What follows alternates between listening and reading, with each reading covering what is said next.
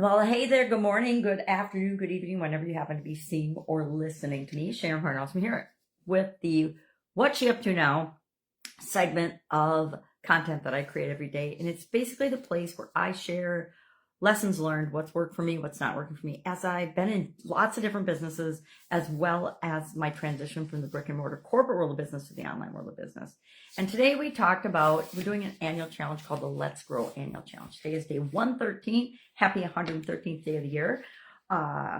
And we're talking about physical growth and something called the Lifeline exercise. I don't know if you can see this, but I didn't bring mine because I'm traveling, but I like to map out once a month. And I do it once a month now, or else I review my overarching Lifeline exercise the last few months of the year to just look for patterns and milestones and lessons learned and things that I can see aha moments about my life. And this month we're focusing on physical growth. We're thinking about physical growth and our Lifeline exercise. Key events in our physical growth, key events in our health, our wellness, our physical well-being, our environment, etc. And we're mapping those on a timeline or for ourselves, for our life. So we always put the year we're born to this year and continuing on, because none of us plan on checking out this year usually.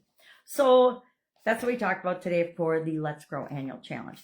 For Supersize Your Business, we talked about crisis communication and how we manage that and strategies for communicating in a crisis, which we should probably use in our communication all the time, but especially in a crisis, to make sure that our business survives that crisis as well as thrives and goes on to supersize and create what it is that we want to create in the world. So I talked about different strategies for that: being transparent, being authentic, establishing lines of communication, clear lines of communication, so people know where to go to get information about the crisis and about your business, etc.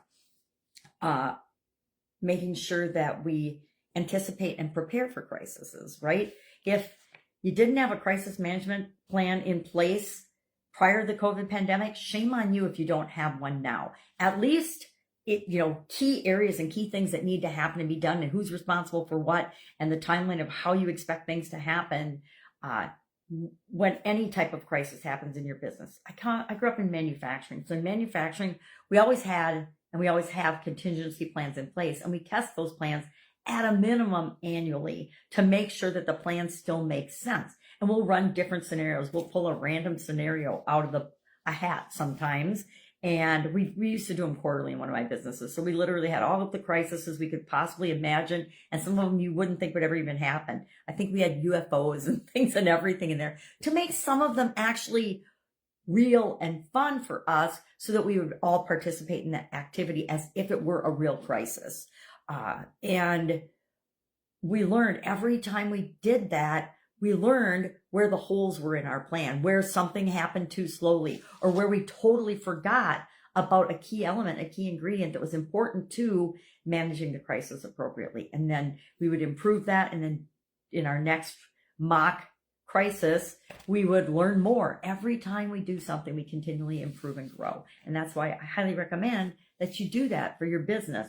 It doesn't have to be a big deal. Maybe if you're a solopreneur right now, or you only have a couple people on your team, it's a quick and easy activity to do. You can do it in half an hour, but you got to do it, because when a crisis happens, you're going to be dealing with all the emotions and all of the trauma and all the drama that happens with that crisis. And if you don't have a plan in place, you're going to make more mistakes than if you do have a plan in place. So that's what we're talking about today. Again, still traveling, but if I can help you in any way, all you have to do is box me, pajamagrandma@gmail.com. GRAMMA is how I spell grandma for that handle. And you can walkie-talkie, ask me a question. Quickest, easiest, fastest way to get in touch with me. And when I'm traveling, the secret is that's the best time to get a hold of me. Because when I'm not traveling, I am swamped, because I schedule the vast majority of my time so that I am effective and efficient, because that's like one of my core values. All right. If I can help you, ask. Otherwise, have a fantastic day. And I will, of course, be with you tomorrow with just a heads up on what I'm working on a strategic partnership and brainstorming ideas for that right now. So if you got any ideas, things you want to see, let me know. Have a great day, and I'll be with you tomorrow.